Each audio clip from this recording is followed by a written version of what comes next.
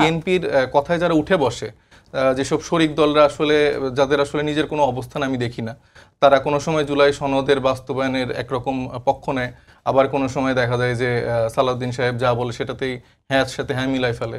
তো এই মানুষগুলোর জন্য আমার খুব মায়া লাগে, কারণ এরা যখন এই ধানের শীষ মার্কায় নির্বাচন করতে চায় এবং যখন দেখে এলাকায় যে তাদের বিরুদ্ধে ঝাড়ু মিছিল হয়, এই আমাদের জুনায়েদ সাকিব ভাই হচ্ছে যে ব্রাহ্মণবাড়িতে তার বিরুদ্ধে এরকম মিছিল হলো, তার বিরুদ্ধে কিন্তু বিএনপির কোনো স্পেসই দিচ্ছে না তাকে। তারপরে আমাদের নুরুল হক নূরের ক্ষেত্রেও সেম। আবার হচ্ছে যে আন্দালি ভ্রমণ পার্থ সাহেবকে আমি দেখলাম খুব মায়া কান্না করে হচ্ছে যে একটা পোস্ট করেছে যে তার দলের নেতাদের হচ্ছে যে তার এলাকায় ভোলায় হচ্ছে যে তাদের বিএনপির কর্মীরা মেরেছে। তো যেই আলাপটা তারা এতদিন ধরে তুলছে যে জাতীয় সরকার তারা গঠন করতে চায়, তাদের ফ্যাসিবাদী আমলের যারা শক্তি এককভাবে তাদেরকে নিয়ে তারা সরকার গঠন করতে চায়, তাদের এই তিন চারটা সিটের ক্ষেত্রেই বিএনপির মানুষের অবস্থান দেখেন, এবং তারা আশা করছে যে তারা ধানের শীষে মার্কাতে ইলেকশন করবে এবং নেক্সট পার্লামেন্টে যাবে।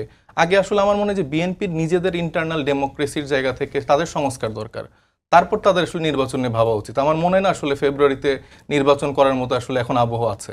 মানে আমরা যে চিন্তা করছি, নাহিদ ইসলাম যে আমাদের আহ্বায়ক বললেন যে আমরা 300 আসনের প্রার্থী ঘোষণা করব, কিন্তু আমার মনে হচ্ছে এখন সেকেন্ড থট দেওয়া উচিত আমাদেরকে। সেটা কি এই ঘটনা এরকম অস্থিতিশীল ডেফিনেটলি, মানে আমরা তো ডে ওয়ান থেকেই দেখছি যে প্রার্থী ঘোষণার পর থেকে এটা শুরু হয়েছে।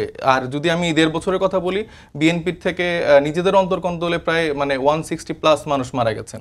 এখন তো মনে হচ্ছে যে আমাদেরও সেখানে শহীদ হতে হবে। এত রক্ত ঝরার পরে, এত কিছু করার পরে যদি এখন একটা ইলেকশন কেন্দ্র করে যদি এত রক্ত ঝরাতে হয়, নিজেদেরটা আগে সামলিয়ে তারপর আবার আমাদেরকেও রক্ত ঝরাতে হয়, তাহলে তো নির্বাচন কেন করতে হবে?